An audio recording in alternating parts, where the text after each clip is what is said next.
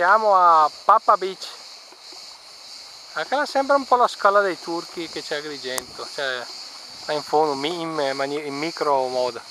Allora, di fronte là abbiamo Pitagorio.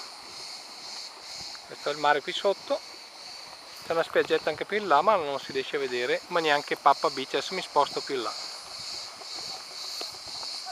Qui dietro c'è il parcheggio a Papa Beach. Era per quello. Come vedete la spiaggetta è molto piccola, con pochi ombrelloni, tutti occupati.